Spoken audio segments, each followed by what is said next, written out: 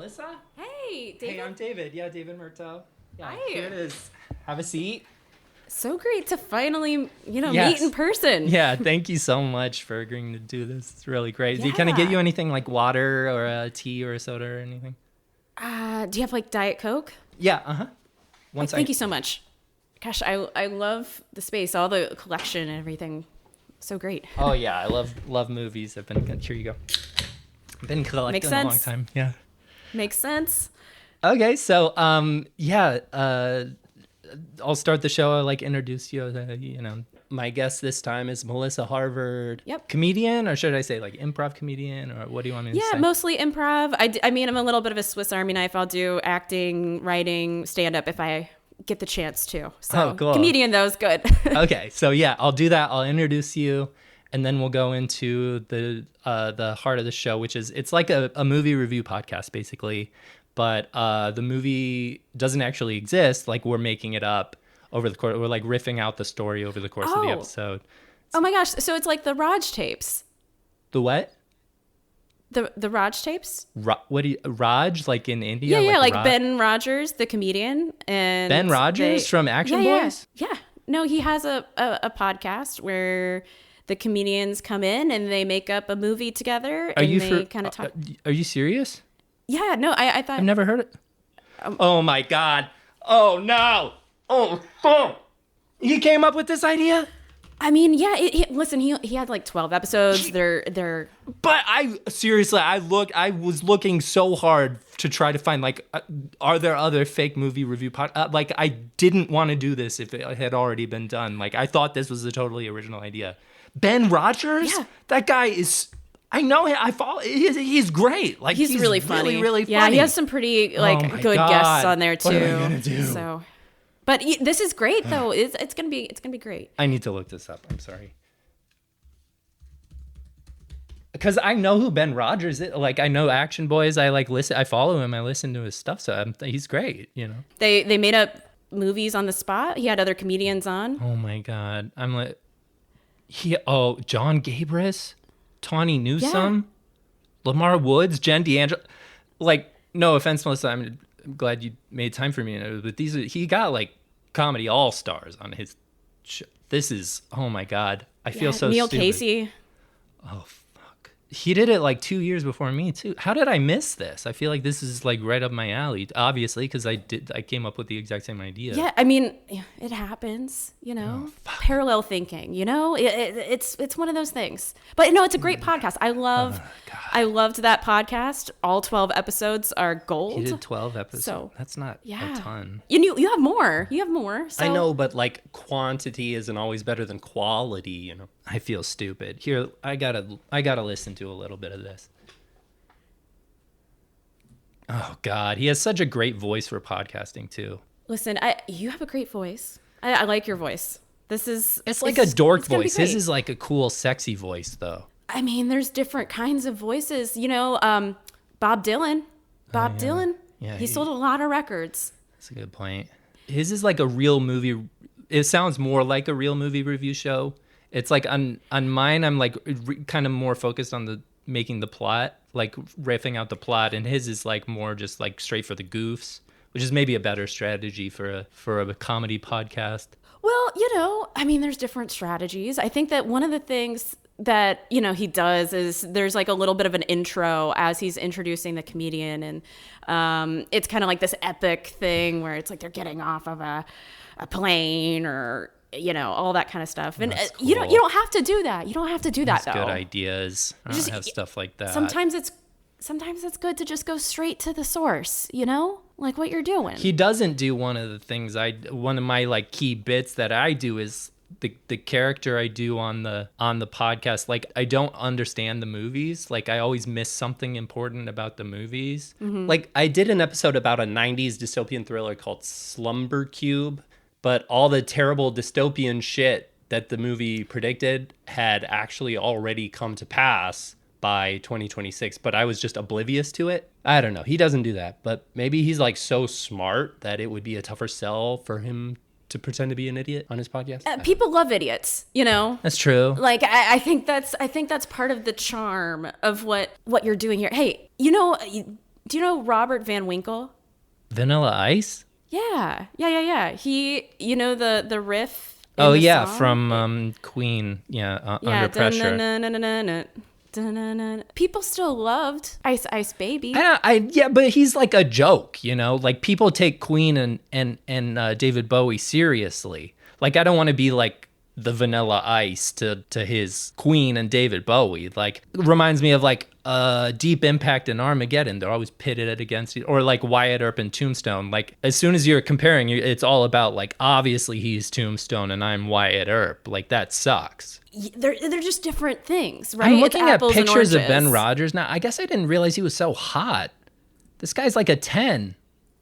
Why does he do comedy? He should be like a model, or he should be like the next Ryan Gosling or something.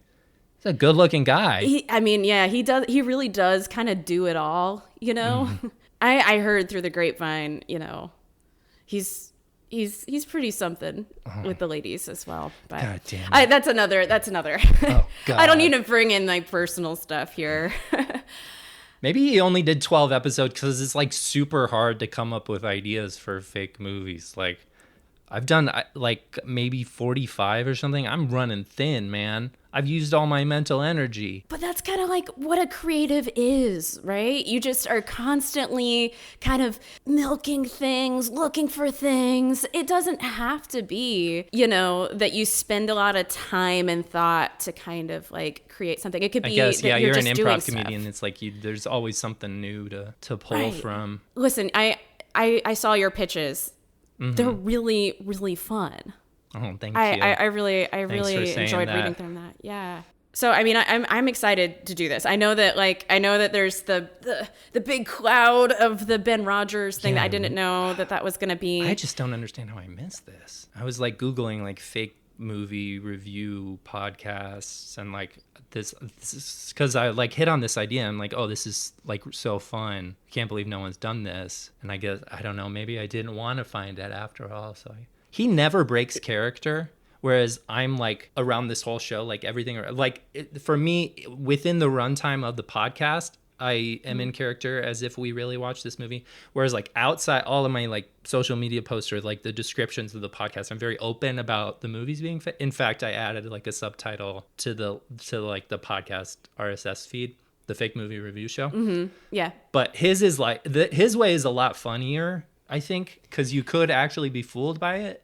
But I'm like, I was thinking like if I have a show and I never say that they're fake movies, then what's the hook? Like why would people tune in? Because there's like a million movie review shows already. Yeah, I mean, it's always good to explain what the joke is for your audience. I think that's one of the rules, right? I feel like you're coming at me because as we know, you once you dissect that frog, the frog's not coming back to life. This is true. I mean, I have dissected many a frog, and I can verify that none of them have come back to life. But I will tell you the science behind this thing. Have you heard about galvanism?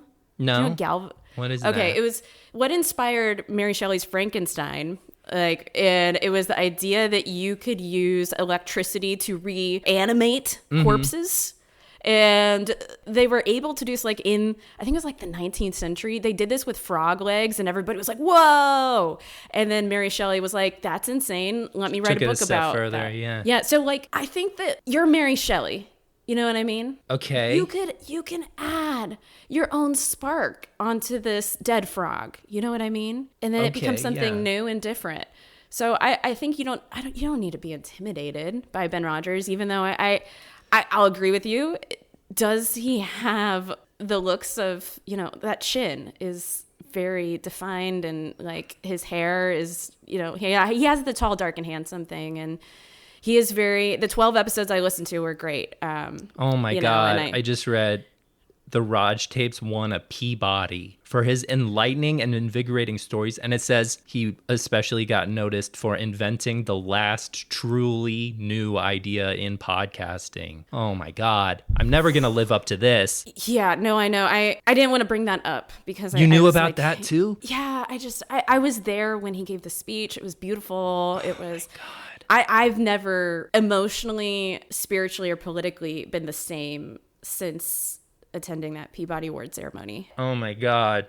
But I've never won anything. I mean, I won a ribbon in track one time. Hey, that's something. It says here Barack Obama said that Ben Rogers was his inspiration to get into podcasting. Yeah, I did hear that, and I think Ben Rogers' influence on just kind of the zeitgeist of where we are in America right now, it can't really be underestimated. I did read a piece in The Atlantic about how he kind of like brought in this new age of creativity and art.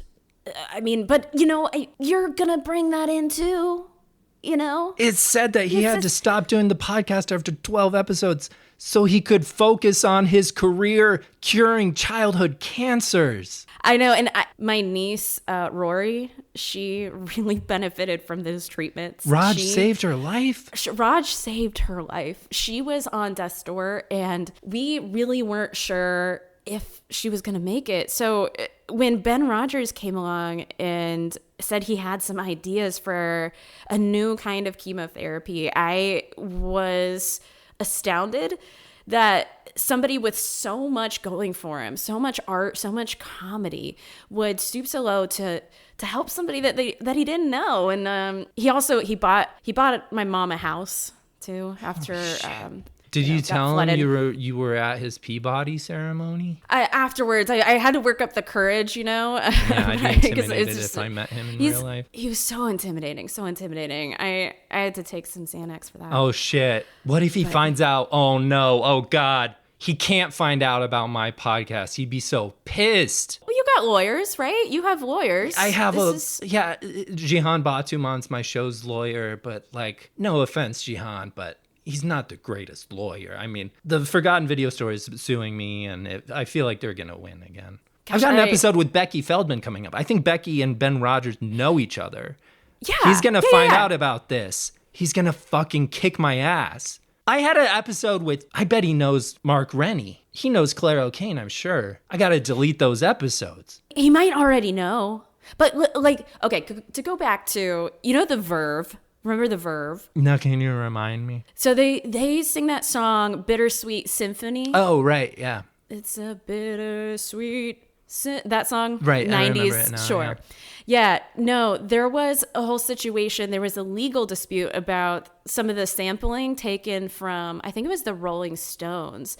But Mick Jagger, they went to court, they did the thing, but he was kind of like, you know what? It's fine. So maybe, yeah, because they already have everything in the Verb, or just like a one-hit wonder. I don't even have that. I can't even hope to be a one-hit wonder off stealing from Rodge. And I didn't steal from Rodge. I didn't know about this ahead of time. Oh my God. I just saw an article. It said NASA put an episode of the Rodge Tapes on the gold record for Voyager 3 because they thought if the aliens find it, it will be the best representation of humanity. Like I said, the zeitgeist, Ben Rogers is there. He's at the top. He's there. He's at the top. But that doesn't, just because there's a big dog there, a big dog on top, there's still other dogs. You could still be a big dog. I'm still excited. Feel like a little Pomeranian or something. But people love those guys, I don't. They're annoying.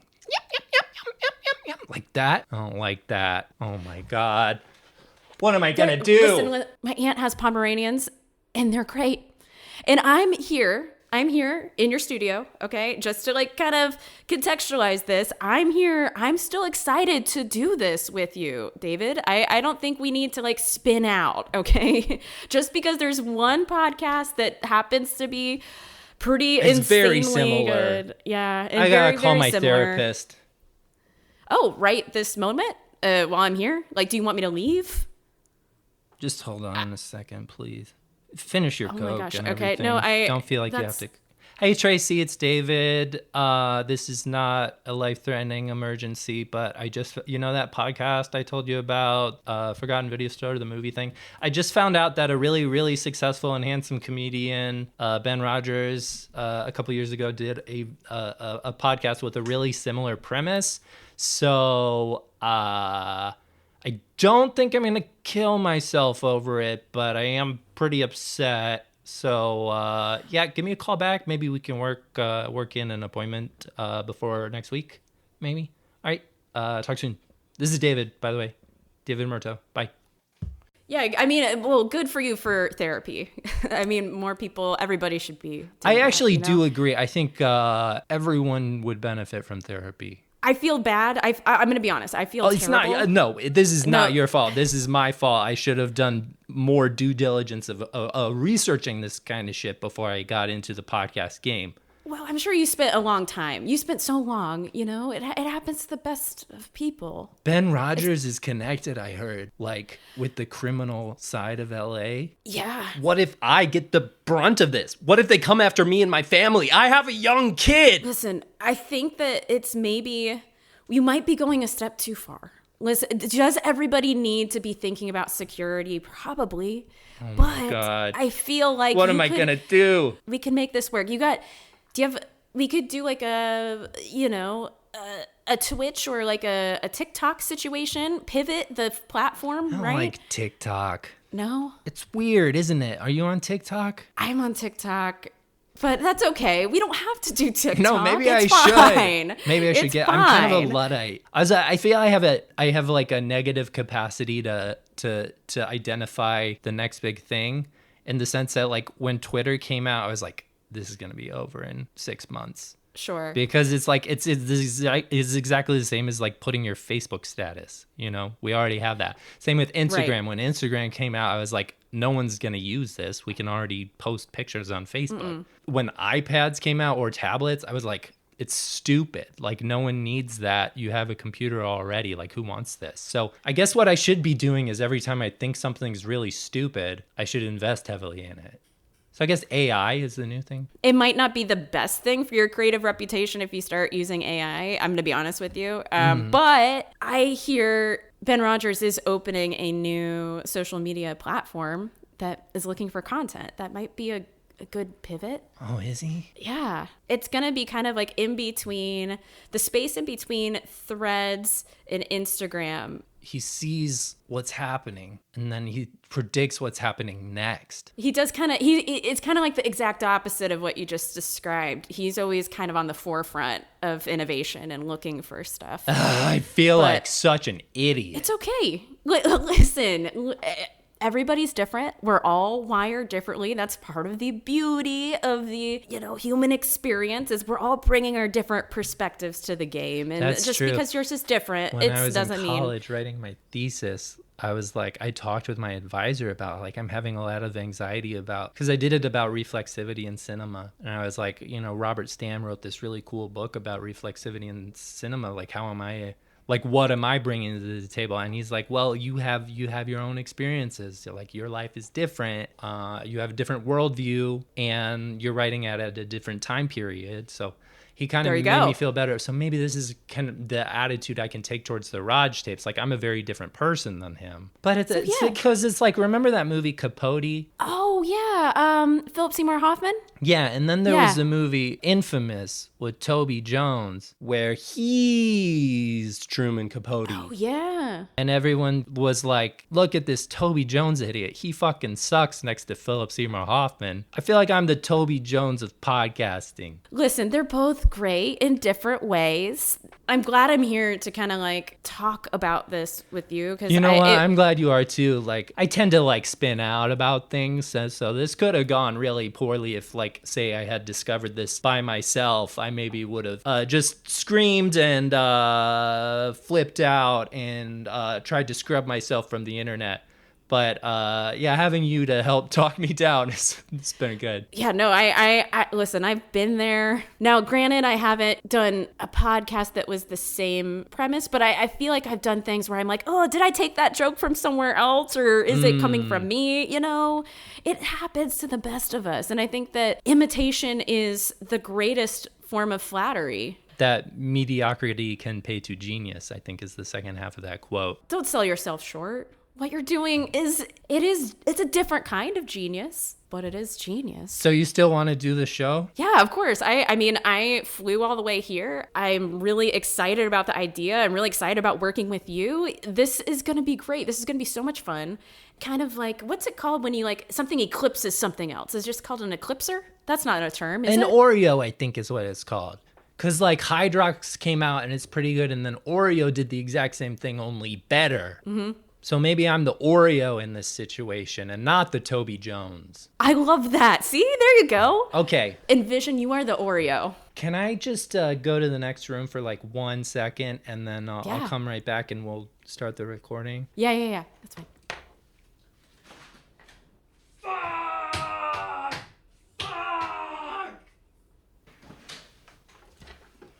Are we good? It's loud.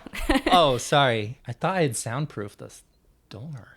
I guess not. Okay, so I guess at the end of the episode, I'm going to ask if you have anything to plug or promote or anything like that. Great. Do you have any?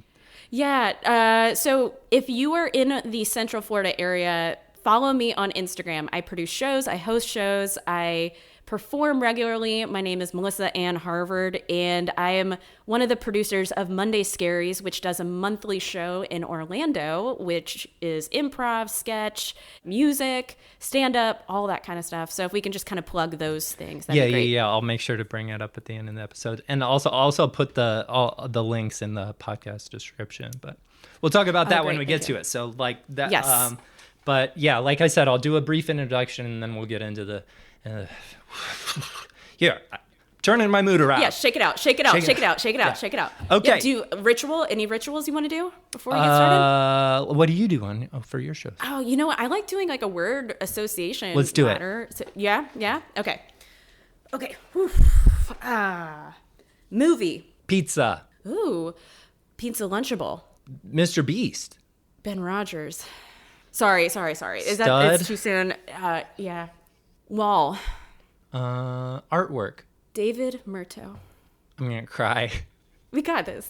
This is gonna be great. Okay, let's do it. Let's do it. I'm gonna hit record. Okay, so this is embarrassing. I accidentally started the recording early and then turned it off when I meant to turn it on. Apologies to Melissa Harvard, but that means I wasn't recording when we did our episode, which of course was the best podcast episode of all time. Oops. Please tell your friends about this podcast, unless your friend is Ben Rogers, in which case please never mention this podcast. And don't forget to follow Forgotten Video Store on your podcast app, because next week I'm going to the video store with Becky Feldman, host of the literary smut podcast, Too Stupid to Live. Will the movie we rent be smutty? You better listen to find out. Forgotten Video Store is a slop-free zone. We never use any AI for any part of the production of this podcast. The music in this episode is Funky Energy Loop by Kevin MacLeod and Computech.com, licensed under Creative Commons by Attribution 4.0 license. Okay, bye!